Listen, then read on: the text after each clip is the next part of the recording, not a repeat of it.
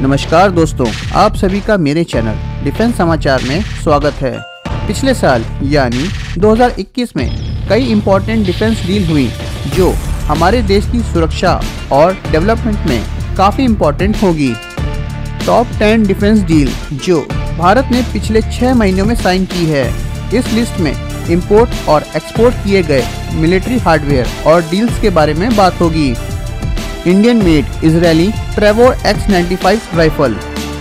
ट्रेवोर X95 एक Israeli origin bullpup assault rifle है।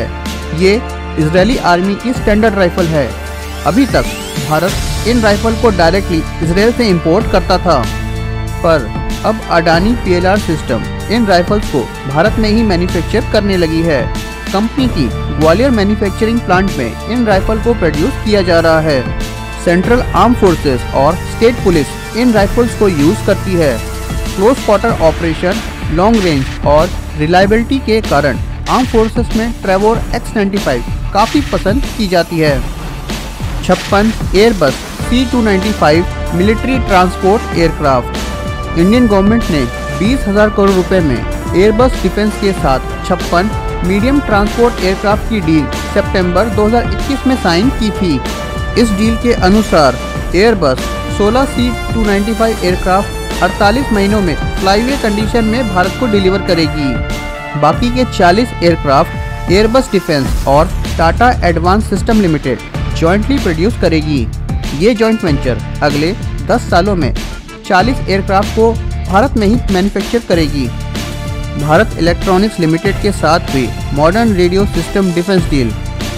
Defence ministry ने 1,000 करोड़ रुपए का कॉन्ट्रैक्ट भारत इलेक्ट्रॉनिक्स लिमिटेड को दिया है।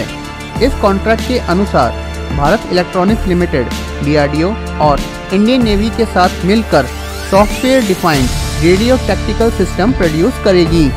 इन रेडियो सिस्टम को नेवल शिप पर इंस्टॉल किया जा सकेगा।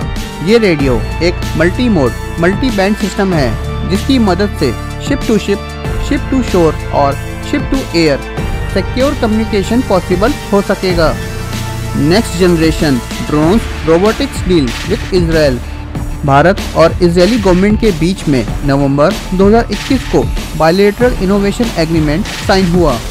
इस डील को भारत की DRDO और Israeli directorate of defence research supervise करेंगी।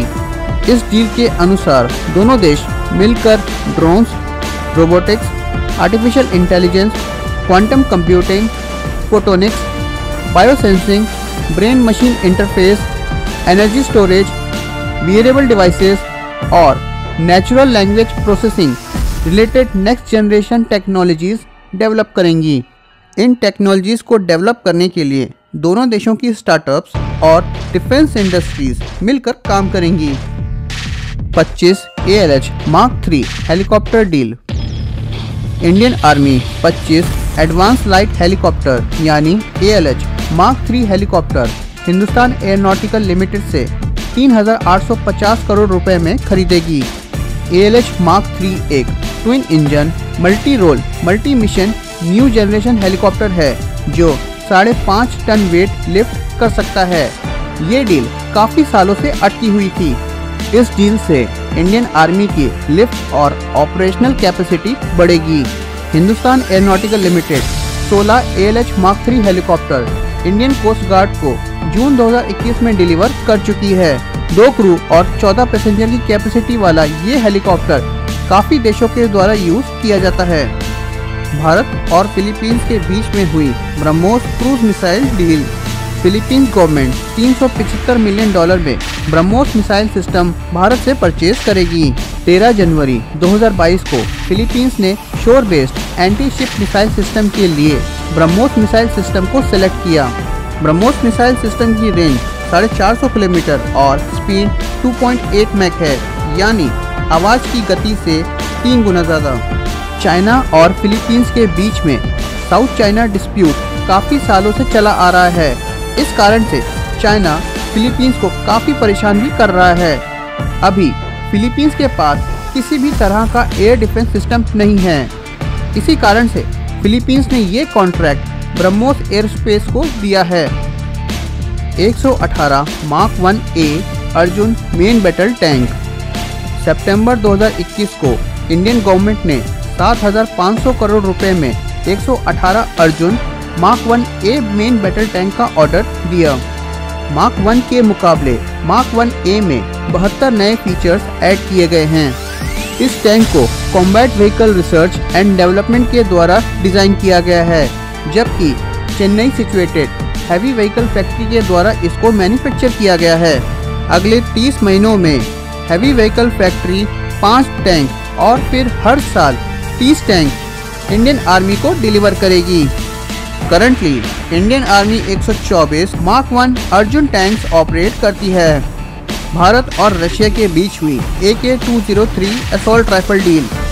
दिसंबर 2021 को भारत और रशिया के बीच में AK-203 राइफल की डील फाइनलाइज हुई। 5,124 करोड़ रुपए की इस डील के अंतर्गत 10 सालों के पीरियड में लगभग 6 लाख राइफल्स प्रोड्यूस भारत में की जाएंगी।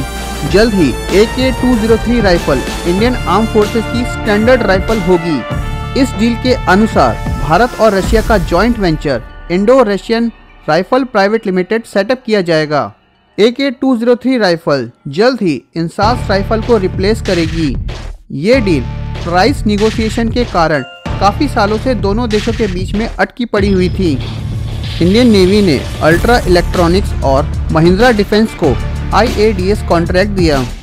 इंडियन नेवी ने 14 integrated anti submarine warfare defence suit का कॉन्ट्रैक्ट अल्ट्रा इलेक्ट्रॉनिक्स और महिंद्रा डिफेंस को दिया है। इंडियन नेवी इन सूट्स को सेलेक्टेड फ्रंटलाइन वॉरशिप पर इंस्टॉल करेगी। ये डील इस साल जनवरी में फाइनलाइज हुई है। इस डील की टोटल कीमत $220 मिलियन है और 2024 से 2030 के बीच में सभी सूट्स को इंडियन नेवी को डिलीवर कर दिया जाएगा।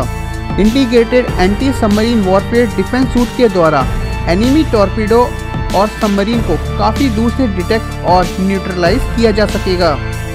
इंडियन एयरफोर्स और इंडियन आर्मी ने स्वीडिश डिफेंस कंपनी साप को 84 एंटी टैंक वेपन्स का कॉन्ट्रैक्ट दिया।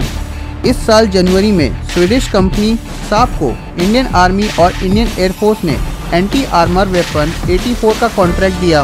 84 का वेट 9 kg और इफेक्टिव रेंज 200 मीटर है।